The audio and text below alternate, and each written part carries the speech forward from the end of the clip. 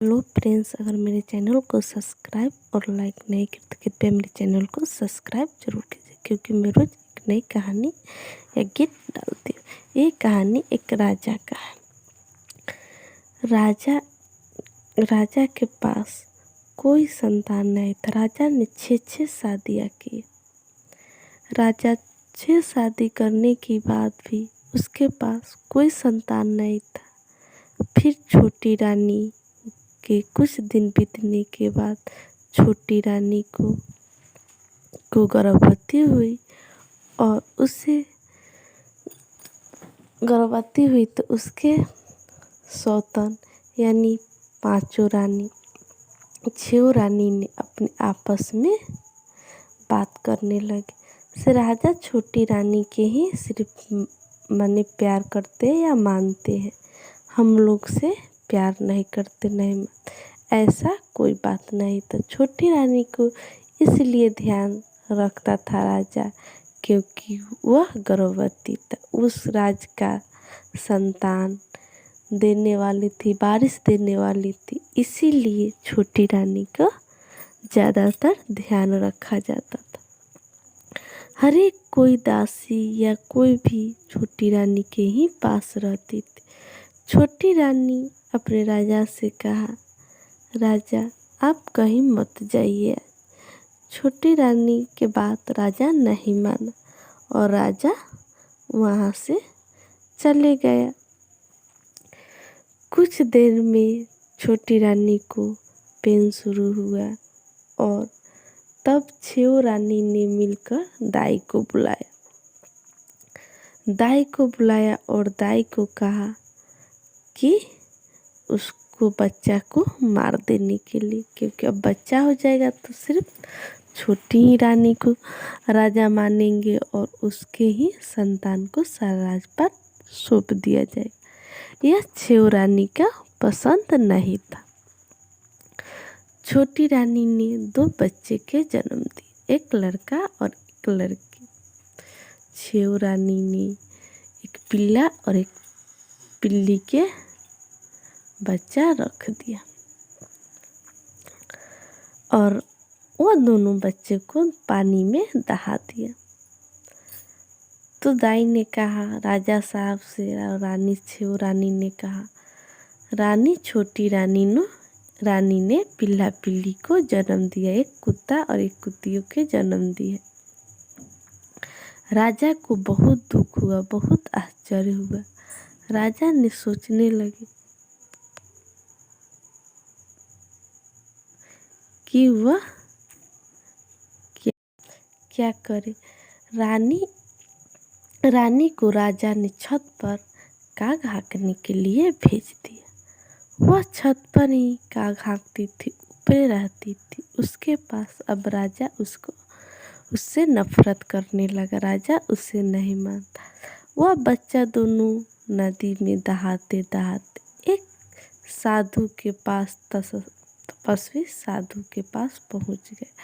वह साधु बच्चा को देखा रोते हुए, तो बच्चा को पानी से बाहर निकाला और अपने साथ दोनों बच्चा को रखने लगा। धीरे धीरे देखते देखते दोनों बच्चा बड़े हो गए। साधु ने उस दोनों बच्चों को शिक्षा, ज्ञान, हर एक चीज़ सिखलाया और ये भी बताया कि देखो बेटा, मैं तुम्हारे असली माँ बाप नहीं, तुम्हारा असली माता पिता कोई और है।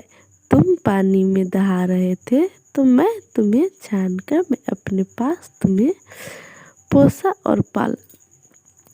साधु का यह बात सुनकर बच्चा बहुत विचलित हुए। वह बहुत सोचने लगा, क्या कारण था से मेरी माँ मुझे दहा दिया। साधु ने कुछ दिन के लिए तपस्या पर जाने वाले थे, तो अपने दोनों पुत्र से कहा, पुत्र इधर आ, पुत्री इधर आ। दोनों बच्चे से कहा, देखो मेरे बच्चे, मैं कुछ दिन के लिए तपस्या करने जा रही हूँ। तुम दोनों अब अपना ख्याल खुद से रख सकते हो। अब तुम दोनों बड़ा हो गए हो। यह कहकर अगर कोई भी चीज़ की ज़रूरत हो तो मुझे याद कर लेना।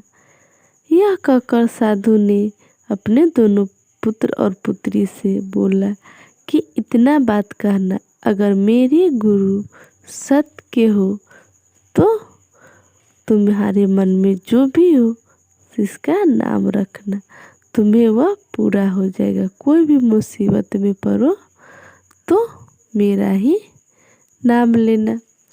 और हाँ, अगर तुम अपने माँ की खोजने के लिए बाहर जाओ तो जिस माँ का दूध का धार तुम दोनों के मुंह में आएगा वही तुम्हारा असली माँ होगी।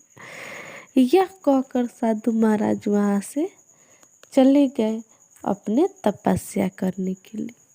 तपस्या करने के लिए चले गए और दोनों लड़का लड़की ने कहा, अब हम दोनों अकेले क्या करें, चलिए अपनी माँ के खोजने। अब दोनों अपनी माँ के खोजने के लिए निकल पड़ा। नदी के ऊपर एक राजमहल था। नदी के ऊपर एक राजमहल था। वहाँ गया और राजमहल कहा, अगर मेरे सत्य के गुरु है, अगर तो यहाँ मेरे सत्य के गुरु है और मुझे अच्छे ज्ञान और परवरिश दिए हैं तो यहाँ एक महल बन जाए।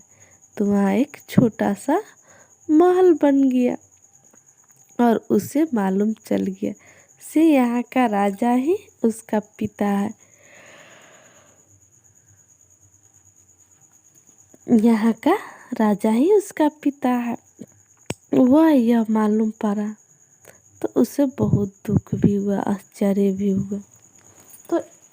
तो गुरु ने कहा, तो वो अपने गुरु से पूछा कि हे, अगर मेरे सत्य के गुरु है तो मेरा यह प्रार्थना सुन लीजिए। गुरु से अपना पूछा, मेरे पिता क्या राजा है? गुरु ने कहा, हाँ तुम्हारे पिता राजा है। तो मैं अपनी माँ से कैसे मिलूं? तो गुरु ने कहा, तुम दावत रखो, उस दावत पर सारा कोई को बुला, राजा रानी गांव वाले सबको बुला। तो राजकुमार ने कहा, ठीक है, हम सबको बुलाएंगे। वह दावत रखा और सबको न्योता दिया। न्योता देने के बाद उसके कल होकर सब दावत पर आया खाना खाने के लिए। तब कहा, आप लोग यहाँ से कोई भी लोग नहीं जा सकते। अगर सत्य के मेरे गुरु है तो मेरी माँ का दूध का धार मेरे मुंह में आ। तो उसके पास नहीं गया, उसका माँ तो वहाँ था ही नहीं, उसका माँ तो कावा हाँक रहा था, तो कहाँ से जाएगा। तो वह कहा, और कोई आदमी बच गया हुआ है। तो सब एक दूसरे के मुंह पर ताकने लगे। तो फिर कहा, हाँ एक आदमी बच गया हुआ है, वह छत पर कावा हाँकती है। तो राजकुमार ने कहा, उसे तुम बुला कर लिए। वो कावा हाँकने वाली को बुलाकर ले आया। तब ने राजकुमार कहा, अगर मेरी सत्य के माँ है, सत्य के गुरु है तो मेरी माँ का दूध का धार हम दोनों को मुंह में आ। तो कावा हाँकने वाली का दूध का धार छोटी रानी का दोनों का मुंह में गया और दोनों बहुत खुश था और अपने माँ को गले से लगाया। तब पूछा, राजा ने आश्चर्य हो गया, से इसका माँ यह है? तो तब छेव रानी को राजा ने वो दोनों लड़का और लड़की को अपने घर ले गया और रानी को आदर किया। और छेव रानी से पूछा गया, क्या सच है? मुझे आज बताओ, ये दोनों लड़का लड़की कौन है?